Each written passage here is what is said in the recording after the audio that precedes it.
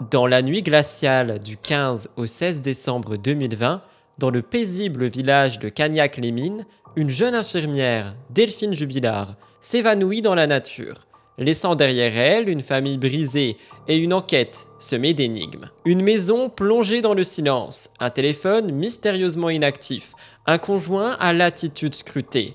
Que s'est-il réellement passé avec cette mère aimante disparue sans laisser de traces quelques jours avant Noël? Les jours se transforment en semaines, puis en années. Les théories se multiplient, les certitudes vacillent et un seul fait demeure. Delphine n'est toujours pas là. Cette affaire, qui fascine autant qu'elle effraie, est devenue un puzzle que ni les enquêteurs, ni les proches, ni même les curieux du web n'ont encore réussi à résoudre.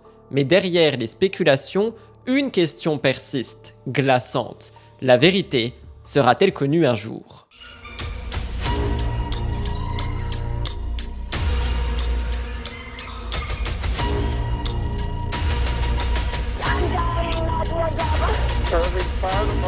Memory still there?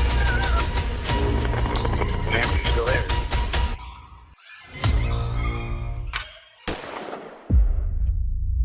Bonjour à toutes, bonjour à tous, bienvenue sur cette nouvelle vidéo Murders Explained. Aujourd'hui, comme vous vous en rendez compte, j'ai décidé de vous reparler de l'affaire Delphine Jubilard. Si vous avez suivi notre chaîne depuis des années, vous avez vu que nous avons traité cette affaire du début jusqu'à un certain moment, en plusieurs vidéos distinctes. Cette fois-ci, j'ai décidé de rassembler toutes les informations que nous avions, plus les mises à jour que nous n'avons jamais mis en avant sur Murders Explained, et je vous fais un récit complet de cette disparition tant fascinante que perturbante. N'oubliez pas de liker et commenter pour nous soutenir et de vous abonner juste en dessous si jamais vous voulez voir la chaîne grandir. Je vous retrouve dans quelques instants pour cette affaire.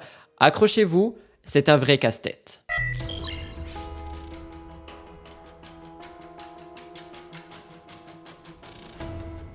L'affaire Delphine Jubilard commence avec la mystérieuse disparition, survenue dans la nuit du mardi 15 au mercredi 16 décembre 2020, de cette mère de famille résidant à Cagnac-les-Mines, une petite commune du Tarn. Ce fait divers tragique a marqué les esprits. Selon les déclarations de son époux, Delphine serait sortie du domicile familial à un moment entre 23h et 4h. Elle aurait quitté la maison habillée d'une doudoune blanche sans rien emporter d'autre que son téléphone.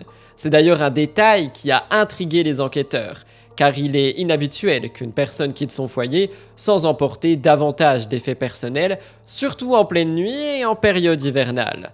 L'enquête judiciaire qui s'en est suivie a rencontré de multiples obstacles, en partie à cause de la complexité de la situation, mais aussi le manque d'éléments probants. Par ailleurs, le traitement médiatique de cette affaire a amplifié son impact, et évidemment nous en parlerons. Tous ces aspects, parfois, peuvent nuire à la clarté des faits et à la progression d'une enquête, et vous allez voir que la lumière sur cette disparition n'a toujours pas été faite.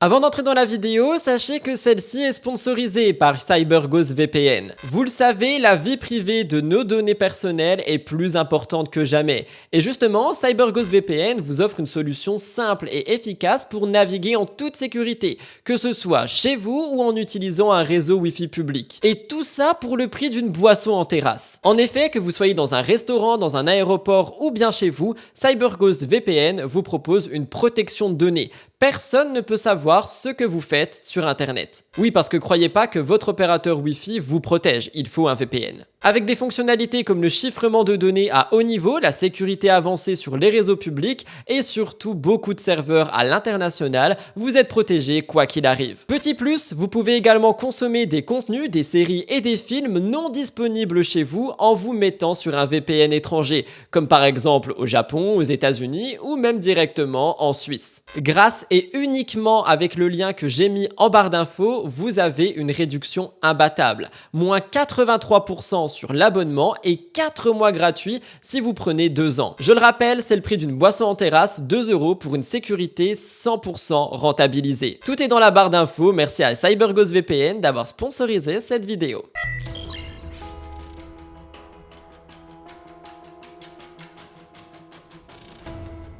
Delphine Ossagel, devenue Delphine Jubilard après son mariage, exerçait la profession d'infirmière. Elle travaillait de nuit à la clinique Claude Bernard, située à Albi, où elle était reconnue pour son dévouement et son sérieux. Née le 15 novembre 1987 à Gaillac, dans le département du Tarn, elle avait 33 ans au moment de sa disparition. Elle était mariée depuis juillet 2013 à Cédric Jubilard, un auto-entrepreneur spécialisé en peinture et en plâtrerie. Delphine était également mère de 2 jeunes enfants. À l'époque de sa disparition, leur fils avait 6 ans et leur fille 18 mois, rendant cette tragédie d'autant plus déchirante pour ses proches. Durant l'été 2020, Delphine avait manifesté une intention, celle de divorcer, une décision qu'elle semblait avoir prise sereinement. Selon son avocat, les démarches pour cette séparation se déroulaient dans un esprit d'entente mutuelle. Toutefois, cette volonté de rupture a sans doute marqué un tournant dans la dynamique du couple, bien que les raisons exactes de ces tensions restent floues encore aujourd'hui. Le matin du 16 décembre 2020, Cédric contacte les gendarmes pour signaler que son épouse était introuvable. Quelques heures plus tôt, vers 4 heures du matin, il avait envoyé un message à l'une des amies de Delphine, demandant « Dis à Delphine de rentrer ». La réponse de l'interlocutrice était claire « Non, Delphine n'est pas avec moi ». Ces échanges de messages ont rapidement donné l'alerte, déclenchant une mobilisation sans précédent pour la retrouver. Les premières recherches, organisées par la gendarmerie, ont été impressionnantes par l'ampleur. Des chiens, des drones, des hélicoptères, ainsi qu'une 50aine de gendarmes qui ont été mobilisés pour passer au peigne fin les environs de Cagnac-les-Mines. Le 23 décembre 2020, une semaine après sa disparition, une grande opération de ratissage a rassemblé près d'1 millier de volontaires, incluant Cédric lui-même. Ces recherches intensives ont permis de découvrir divers objets tels qu'un téléphone, un couteau et des vêtements, bien que leur lien avec l'affaire n'ait pas immédiatement été confirmé. Le même jour, une information judiciaire a été officiellement ouverte, portant sur des soupçons d'enlèvement et de séquestration. On est sur un dossier complexe et médiatisé, qui a été confié à 2 juges d'instruction de Toulouse.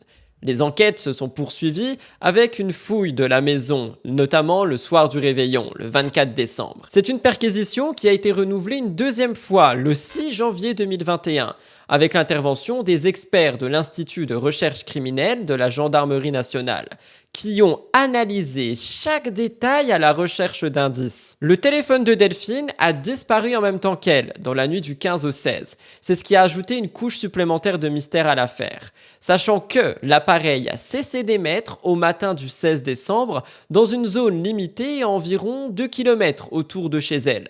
C'est un détail qui a orienté les premières recherches des enquêteurs. La dernière activité enregistrée sur le téléphone a été à 22h55, le soir de la disparition, lorsque celui-ci a émis un dernier signal avant de passer sur messagerie à 7h48 du matin. Curieusement, ce signal final a été capté par un relais situé près de la maison, mais différent de celui auquel le téléphone se connectait habituellement lorsque Delphine était chez elle. Encore une fois, nous sommes sur un début de mystère. Un autre élément intriguant concerne l'absence d'utilisation de la lampe torche intégrée au téléphone.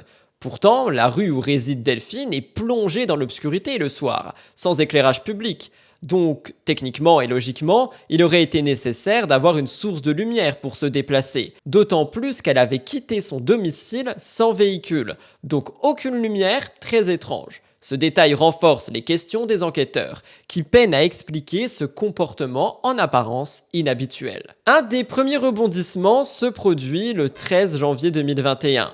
Le compte Facebook de Delphine poste un message vide. Ce compte était supposément sécurisé. Delphine était la seule à avoir le mot de passe. 3 hypothèses ont été envisagées pour expliquer ça. Premièrement, un bug de l'application, une tentative de piratage ou alors une interférence causée par les enquêteurs qui étaient sur les appareils numériques de la femme disparue. Parmi les possibilités, c'est vraiment l'idée d'un piratage qui a été davantage mis en avant par les gendarmes, bien qu'aucune certitude n'a été établie. Un autre événement troublant a eu lieu le 9 février 2021. L'application Messenger associée au téléphone de Delphine a semblé se réactiver. Cette réapparition d'activité numérique a de nouveau suscité de nombreuses questions. Là encore, aucune explication claire et définitive n'a pu être donnée. alimentant les spéculations sur ce qui aurait pu provoquer un tel phénomène. Beaucoup plus tard, lors d'une conférence de presse, le 18 juin 2021, le procureur apporte des précisions concernant les réactivations du téléphone. Selon les explications données, ces activités numériques seraient le résultat de manipulations techniques réalisées par les enquêteurs dans le cadre de l'enquête. C'est donc une hypothèse qui a été plus tard confirmée par Samsung, le fabricant de son téléphone, qui a donc collaboré avec les autorités pour clarifier les anomalies apparentes. Cette déclaration a permis d'écarter certaines spéculations autour des événements, bien que de nombreuses zones d'ombre restent dans cette affaire. C'est pour ça que je tenais à vous faire une vidéo beaucoup plus complète que les 3 parties qu'on avait faites, parce que par exemple, par rapport à Facebook et Messenger, au moment où on avait tourné, nous n'avions pas de réponse. Ici, on en a. Quelques mois plus tard, le 28 janvier 2022, les gendarmes obtiennent un nouvel élément potentiellement clé.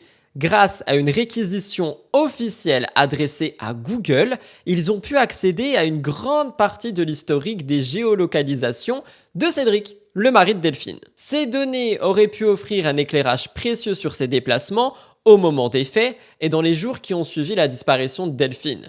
On est sur un développement qui marquait une étape significative dans les efforts des autorités pour retracer précisément les événements de cette mystérieuse nuit. En rassemblant les informations qu'ils avaient, les enquêteurs espéraient à ce moment mieux comprendre ce qui a pu se passer, mais également identifier d'éventuels indices supplémentaires qui pourraient les conduire à la vérité.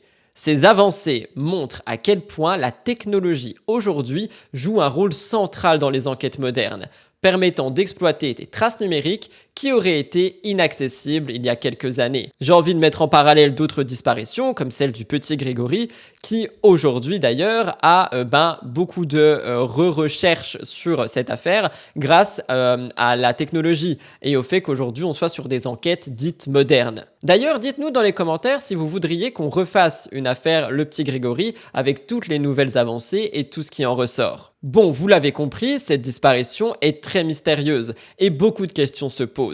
Et l'enquête a été pas mal semée d'embûches. Discutons-en.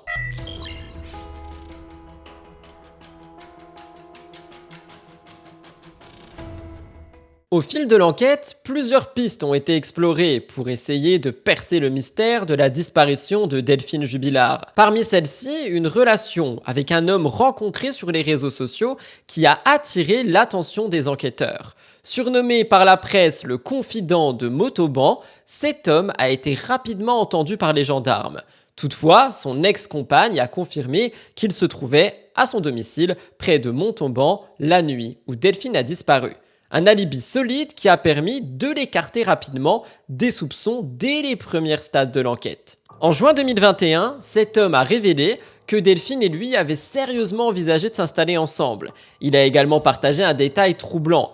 Peu avant 23h, le soir de sa disparition, Delphine lui aurait envoyé une photographie d'elle, fraîchement douchée et vêtue de tenue de nuit, prête à aller se coucher. Alors, permettez-moi de le dire, mais à ce moment-là, quand on se rend compte de ça, on se dit tout de suite que peut-être le mari peut être suspecté. Effectivement, on peut penser à une crise de jalousie. Delphine tentait de divorcer. On n'avait pas beaucoup de détails par rapport à ça, à part l'entente mutuelle, mais ça se trouve, Delphine voulait partir avec quelqu'un d'autre, quelque chose qui aurait pu énerver Cédric. Bref, sur cette photo, on a une tenue décrite comme simple et ordinaire, qui a été retrouvée plus tard dans le bac à linge sale du domicile familial, lors de la toute première perquisition, le 24 décembre. En outre, on a aussi trouvé des bouts de papier manuscrits au même moment, qui confirmaient que Delphine préparait activement son départ de la maison. Ces notes témoignent de son intention de quitter le domicile conjugal pour s'installer à Albi avec son amant, qu'elle surnommait Petit Kiki dans ses échanges personnels, quelque chose qui révélait une relation intime et familière. Un autre individu, dont le comportement envers Delphine a été décrit comme pressant ou insistant par un témoin, a également été interrogé par les enquêteurs. Certains témoignages avaient mis ce deuxième suspect justement en suspect en ayant une attitude un peu intrusive. Mais d'autres témoins, eux, n'ont pas corroboré ces affirmations. Cet homme, par ailleurs, avait déjà été condamné le 2 novembre 2020 pour une affaire en lien indirect avec la voiture du couple Jubilard. Donc naturellement, les enquêteurs l'ont suspecté et se sont dit que peut-être cet homme était lié à la disparition. Mais lors de son audition, il a nié toute implication dans la disparition de Delphine. Et en l'absence d'éléments matériels ou de preuves directes le reliant à tout ça, les enquêteurs n'ont pas pu avancer davantage sur cette piste. Et il a été laissé tranquille. Ces différentes investigations illustrent une complexité de cette enquête et un large spectre de pistes envisagées pour tenter de découvrir la vérité sur la disparition de cette jeune mère de famille. Si on repart sur les jours avant sa disparition, certains voisins avaient remarqué la présence inhabituelle d'un camping-car garé à proximité de la maison. Ce véhicule, jugé suspect par certains témoins, a été identifié par les enquêteurs, qui ont retrouvé le propriétaire pour l'interroger. Après vérification, lui aussi a rapidement été mis hors de cause, écartant ainsi l'hypothèse du camping-car suspect. Le 5 octobre 2021, les recherches prennent une nouvelle tournure, avec l'intervention d'une équipe de gendarmes spécialisée en spéléologie. Ces experts ont été mobilisés pour explorer les terrains escarpés et complexes de Cagnac-les-Mines, une région marquée par un relief accidenté et un passé minier. Les amis proches de Delphine, eux aussi, étaient investis dans la recherche, et ils ont continué à organiser des battues en parallèle en quête du moindre indice suspect pour faire avancer l'enquête. Cependant, ces efforts se heurtent à des difficultés, notamment liées à la topographie vallonnée et à la présence d'anciens puits de mines. La plupart de ces puits ont été recensés et comblés depuis longtemps, selon les habitants, mais l'histoire industrielle de la région rend les recherches particulièrement ardues. En décembre 2021, un an après, une nouvelle piste émerge impliquant Cathy et Jean, des noms d'emprunt respectivement épouse et amant de Delphine Jubilard. Selon les informations recueillies, Cathy aurait intercepté un SMS envoyé par son mari à Delphine quelques jours avant la disparition de celle-ci. Elle a été soupçonneuse et elle aurait confronté son époux et ensuite elle aurait contacté Delphine pour discuter de cette situation. Les deux femmes auraient alors convenu d'un pacte. Delphine attendrait que Cathy et son mari officialisent leur séparation, prévue pour janvier 2021, avant de poursuivre cette liaison avec Jean, l'amant. Cependant, la situation a évolué différemment, du moins c'est ce qu'il le semble. La veille de la disparition, le 15 décembre 2020, Delphine aurait donc envoyé à Jean cette photo avec la petite tenue, brisant donc l'accord fait avec Cathy. Donc, on peut se dire que peut-être Cathy est responsable de la disparition, par jalousie une fois de plus. Parallèlement, les enquêteurs découvrent que Cathy avait passé dans la même période un total de 145 appels à un numéro inconnu, un détail troublant qui a retenu leur attention. Mais malgré les éléments, après des enquêtes approfondies, Cathy et Jean sont mis hors de cause, laissant cette piste sans suite probante. Mais moi, je me pose une question. Les appels qui ont été passés envers qui? Un homme qu'on peut engager pour faire disparaître quelqu'un? Envers Delphine elle-même sur un autre numéro?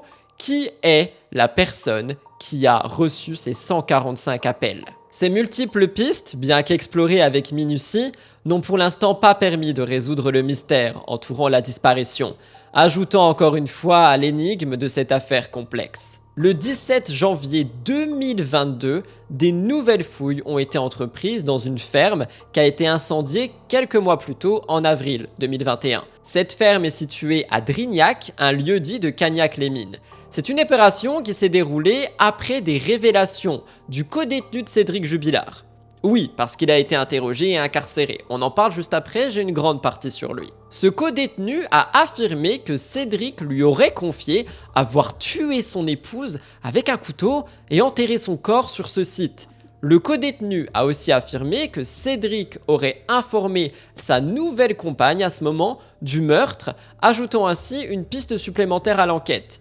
Évidemment, ces spéculations et ces informations ont rapidement suscité un regain d'intérêt et ont été prises au sérieux par les enquêteurs. On a également vu le lundi 24 janvier 2022 dans l'émission Heure du crime un témoignage de la voisine de Delphine qui aurait également été recueilli. Celle-ci a déclaré avoir aperçu Cédric le soir de la disparition se dirigeant vers le terrain. Selon elle, lorsqu'il a aperçu la voisine, il aurait baissé la tête, un comportement jugé suspect dans le contexte dramatique de cette nuit. Bon, pour tenter de lever toutes ces zones d'ombre, une reconstitution a été organisée le 13 décembre 2022 à Cagnac-les-Mines. Cette étape importante a permis aux enquêteurs et aux parties concernées de retracer les événements de cette soirée, tout en analysant les moindres détails, dans le but de confirmer ou d'infirmer les témoignages et les hypothèses précédemment recueillies.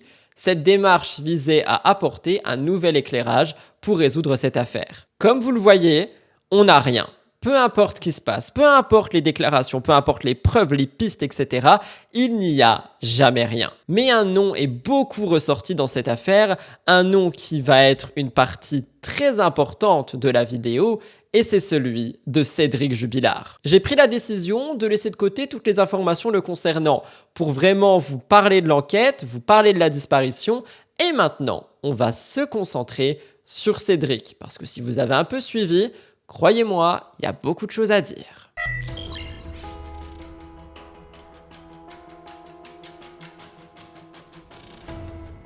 Dans le cadre de cette affaire, au moins 3 demandes de constitution de partie civile ont été déposées.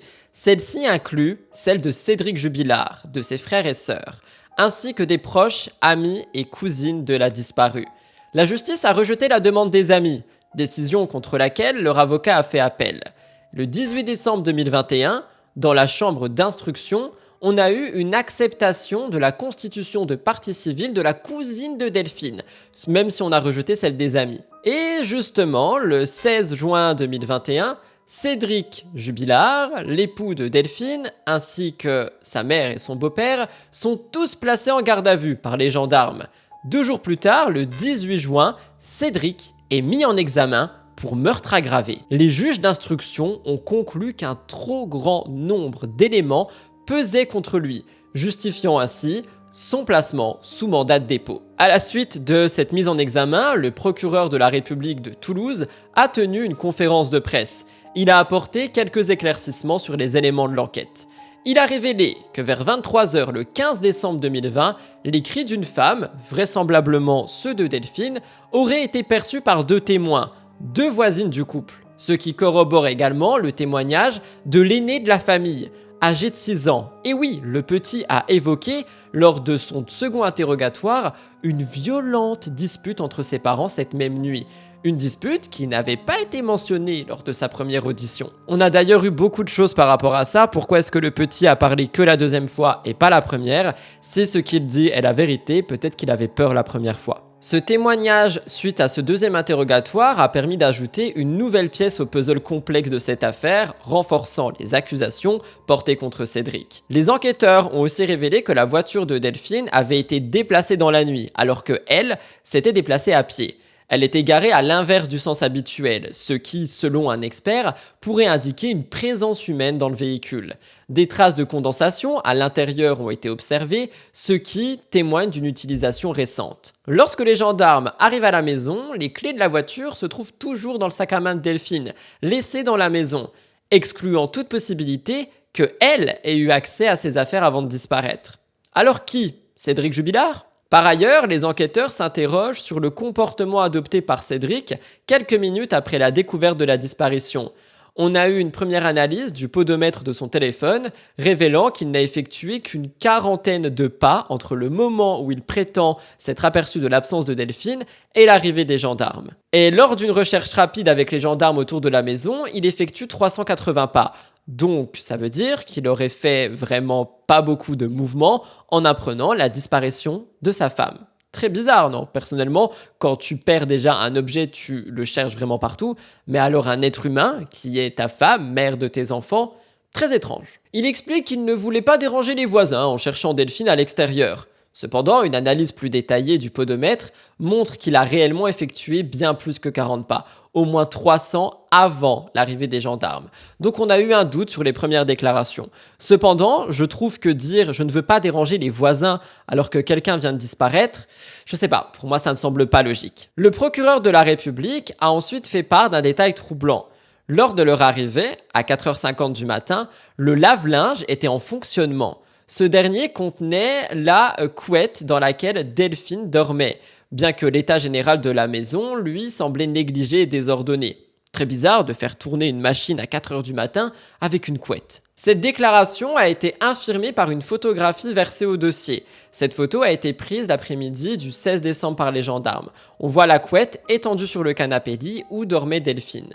L'analyse de l'eau du lave-linge ne révèle aucune trace de sang. Donc on diminue par rapport à la crédibilité des accusations liées au comportement de Cédric, mais il reste très suspect. Ces éléments ajoutent encore plus de complexité à l'affaire, creusant des zones d'ombre et soulignant les contradictions entre les témoignages et les preuves recueillies. Mais l'ensemble des détails apporte une tension supplémentaire à une enquête déjà marquée par tellement d'hypothèses, tellement de théories et tellement de spéculations divergentes. Les enquêteurs s'interrogent également sur l'empressement de Cédric à contacter la gendarmerie. Il tente de joindre sa conjointe 180 fois jusqu'à 10 heures du matin lors de la disparition, puis 2 fois le lendemain, avant de ne plus effectuer d'appel par la suite. Et il a simplement contacté la gendarmerie 15 minutes après son réveil. Donc la rapidité qu'il a eue à signaler la disparition, combinée au nombre excessif d'appels passés sans succès, suscite de nombreuses questions. Le comportement de Cédric semble indiquer une précipitation inhabituelle pour une personne confrontée à une situation si dramatique.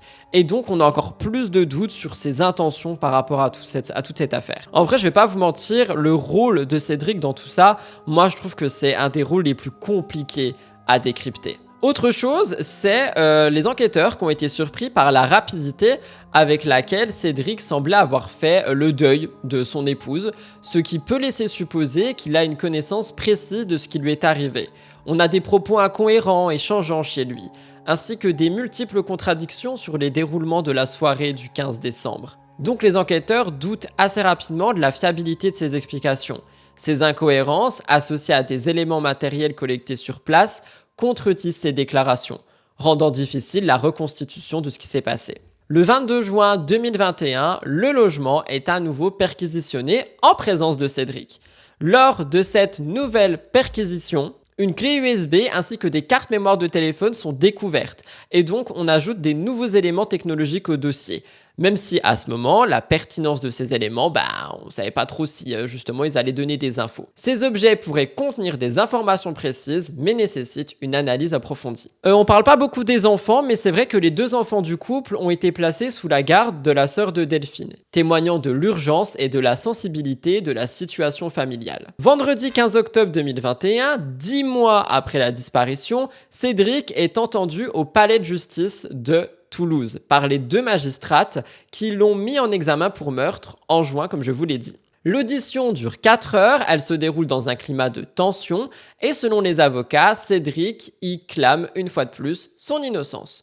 Une nouvelle audition était programmée pour le 3 décembre et les avocats, ils dénoncent une vacuité du dossier en disant qu'ils vont demander une nouvelle demande de mise en liberté parce qu'ils ne comprennent pas pourquoi Cédric est toujours sous les verrous. Le 22 novembre 2021, la Cour d'appel de Toulouse refuse cette nouvelle demande. On est sur une décision qui maintient sa détention provisoire et qui complique davantage sa situation et prolonge son isolement. Cette décision a été un coup dur pour les avocats qui continuaient de plaider pour une révision de son statut. Le 15 décembre 2021, un an après, on a un triste anniversaire, celui de la disparition de Delphine. La nouvelle compagne de Cédric à ce moment, parce que oui, il en avait une, a été placée en garde à vue. Alors son domicile avait déjà été fouillé au mois de juin, mais on n'avait rien eu, et cette fois-ci, elle est restée en garde à vue pendant 35 heures avant d'être libérée, parce qu'on n'a eu aucune accusation contre elle, elle n'a rien dit, donc on n'avait rien. Mais c'est vrai qu'à ce moment, je m'en rappelle, je lisais beaucoup dans les médias que la nouvelle compagne de Cédric Jubilard aurait pu avoir des informations, mais on n'avait rien eu. Le 21 novembre 2023, 2 ans après les événements, le parquet annonce que Cédric est envoyé devant les assises pour le meurtre de son épouse, portée disparue depuis le 16 décembre. Alors, on n'a pas plus d'informations, on comprend pas forcément pourquoi, comment, ni quoi, ni qu'est-ce, mais on a juste ceci. Cédric est envoyé devant les assises. Dans son réquisitoire, le parquet dit que les charges étaient suffisantes à l'encontre de Cédric. Ça met donc l'accent sur la gravité de la situation et la nécessité d'un procès pour établir les faits. On n'a toujours rien à ce moment. Le procès de Cédric est prévu pour se tenir entre septembre et octobre 2025. Le mardi 5 novembre 2024, il y a quelques mois, on a une réunion préparatoire qui a été organisée dans la cour d'appel de Toulouse avec les avocats de la défense et les parties civiles.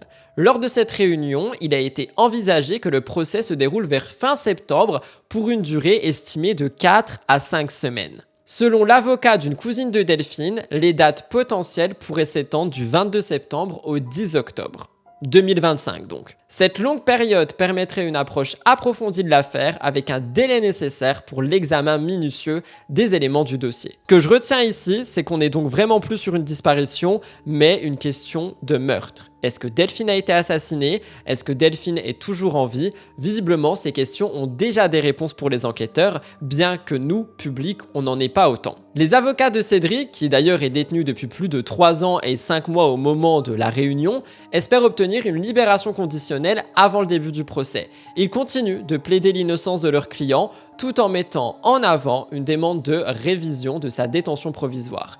Une démarche qui intervient dans un contexte où la défense cherche à montrer l'absence d'éléments solides pour maintenir Cédric sous les verrous jusqu'au jugement. Et c'est vrai que si vous faites un petit peu de recherche, on a vraiment deux versions opposées. Il y en a beaucoup qui disent que si la justice le garde, c'est qu'ils ont des éléments cruciaux, mais si les avocats disent qu'il n'y en a pas, c'est que peut-être il n'y en a pas tant que ça. Vous me direz votre avis dans l'espace commentaire. Bon, malgré les avancées de l'enquête, le procès s'annonce comme un moment crucial dans cette affaire, car il pourrait donner de la visibilité plus large sur les preuves présentées et les arguments avancés par les deux parties. La complexité du dossier et les nombreuses zones d'ombre entourant la disparition de Delphine rendent ce procès particulièrement attendu par les parties impliquées et aussi par l'opinion publique. Moi le premier. Je vous l'ai dit au tout début de la vidéo, mais on a eu pas mal de choses qui sont ressorties, notamment via les médias. Le traitement médiatique de cette affaire a vraiment été quelque chose qui était top level, et je voulais en parler.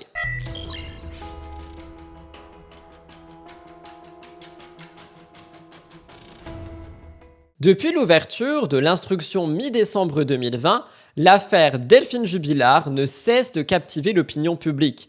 À mesure que le mystère s'épaissit, les médias multiplient les publications exposant divers aspects du sujet. Le sensationnalisme domine souvent les enquêtes journalistiques du terrain et donc on plonge le public dans une effervescence constante.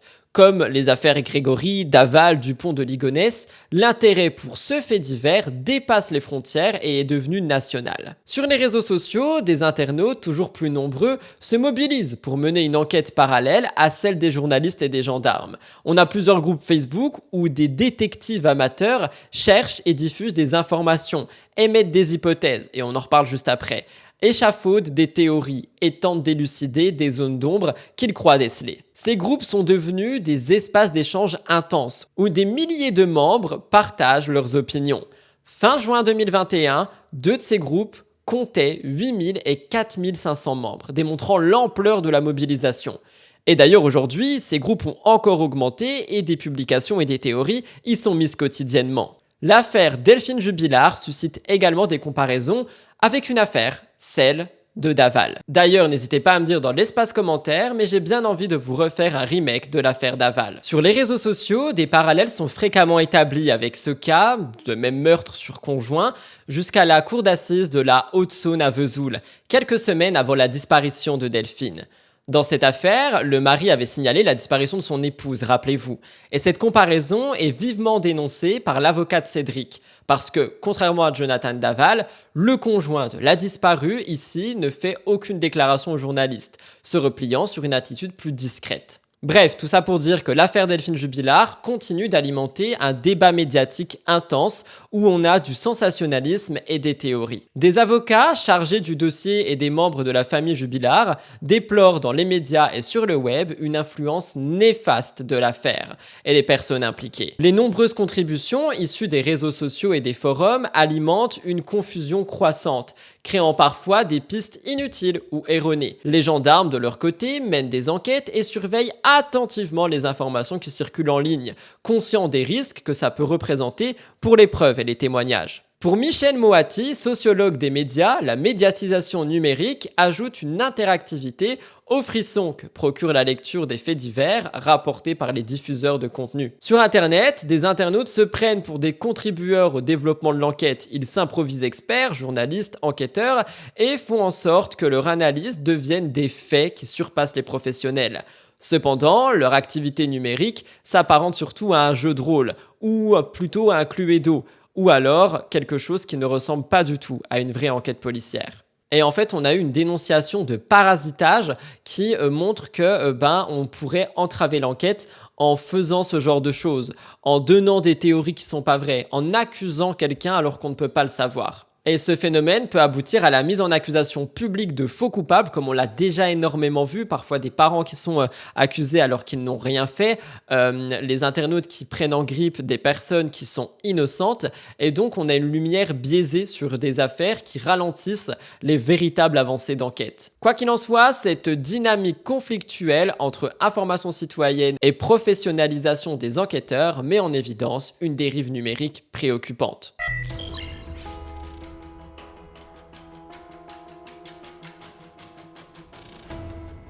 Je veux évidemment terminer cette vidéo par une partie théorie, quelque chose qui ressort beaucoup sur les réseaux sociaux. Qu'est-ce qui, selon les internautes, selon des médiums, selon plein de personnes, aurait pu se passer? Attention, comme je viens de l'expliquer dans la partie média, et c'est pour ça que je tenais à la faire, nous sommes sur des théories, on ne peut pas les prendre pour vérité absolue. Mais les théories entourant la disparition de Delphine Jubilard continuent d'alimenter les discussions sur les réseaux et dans les médias. Parmi les nombreuses spéculations, certaines s'appuient sur des indices minimes ou des hypothèses subjectives. Certains internautes avancent l'idée que Cédric aurait eu un mobile clair, notamment en raison de tensions conjugales et de préparatifs pour la séparation imminente. D'autres théories font état de l'implication d'un tiers inconnu ou encore d'une complicité possible au sein même du cercle familial ou amis proches. Une autre hypothèse suggère que Delphine aurait pu être victime d'un accident qui aurait ensuite été couvert dans une tentative d'éluder toute responsabilité. Certains pensent qu'une altercation aurait pu mal tourner dans la nuit de sa disparition, avec des détails concernant une dispute violente entendue par les témoins, comme le cri dont je vous ai parlé, évoqué dans les premières heures de sa disparition. D'autres théories plus sombres suggèrent une disparition préméditée, avec un scénario de homicide organisé mettant en avant la disparition rapide du corps, l'absence de toute preuve physique. Ces hypothèses avancent également que des preuves auraient pu être détruites ou manipulées, notamment en raison des plusieurs perquisitions effectuées lorsque certains éléments ont été retrouvés ou non à l'intérieur du domicile. Enfin, on a aussi des rumeurs qui évoquent la possibilité d'une implication extérieure de la famille, avec des inconnus ou des liens avec des personnes ayant des antécédents judiciaires ou criminels, bien que ces pistes soient largement sans fondement selon les enquêteurs. Les théories autour de la disparition de Delphine abondent sur les réseaux sociaux et encore aujourd'hui, mais aussi auprès des médiums, et j'avais envie de faire une petite phrase dessus. Les médiums, parfois sollicités par les enquêteurs, proposent des visions et des pistes plus ou moins plausibles. Par exemple, une voyante a affirmé avoir vu Delphine séquestrée dans un vide sanitaire d'une ferme proche de Cagnac-les-Mines. Bien que ces flashs ou intuitions soient prises au sérieux dans une certaine mesure, elles ne débouchent généralement pas sur des découvertes concluantes. Autre chose que j'ai pas noté, j'avais aussi vu qu'une médium avait dit qu'elle avait été enterrée, elle avait vu Delphine en train d'avoir de la terre dans son corps, et c'était quelque chose qui avait pas mal été pris au sérieux au moment où c'est sorti. Ce qui m'intéresse ici, c'est vos réactions dans les commentaires. Est-ce que vous pensez que des médiums et des voyants peuvent être des éléments clés et des éléments à écouter dans ce genre d'affaires pour essayer d'avoir des nouvelles pistes ou explorer davantage une piste? Malgré cela, certaines informations sont vérifiées, même si elles n'ont jamais mené à la résolution du mystère.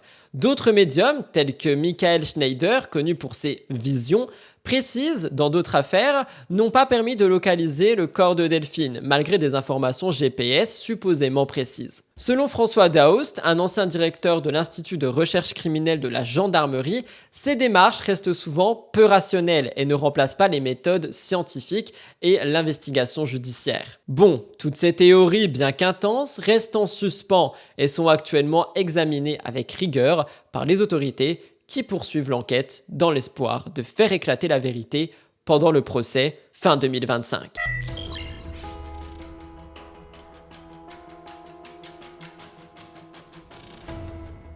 4 ans ont passé et pourtant le mystère de la disparition de Delphine Jubilard reste intact, plongeant ses proches dans une douleur sans fin.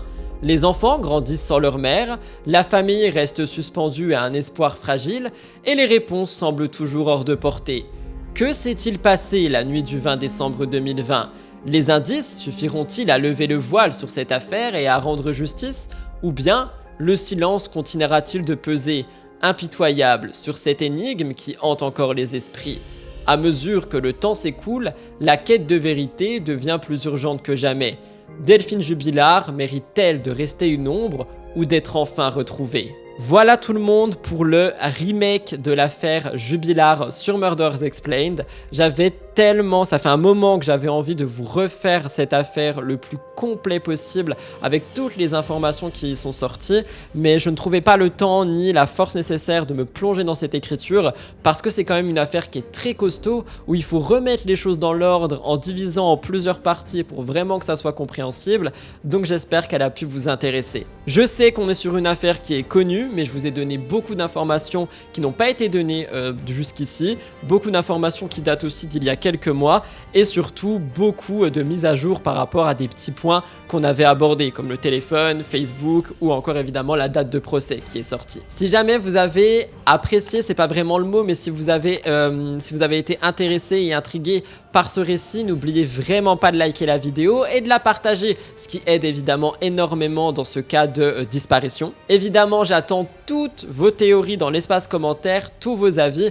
vous savez qu'on vous lit et qu'on vous répond. Abonnez-vous à la chaîne si jamais vous souhaitez nous soutenir, et moi, en ce qui me concerne, je vous retrouve dans quelques jours pour une affaire horrifique, et évidemment, je vous tiendrai au courant dès lors où le procès commencera.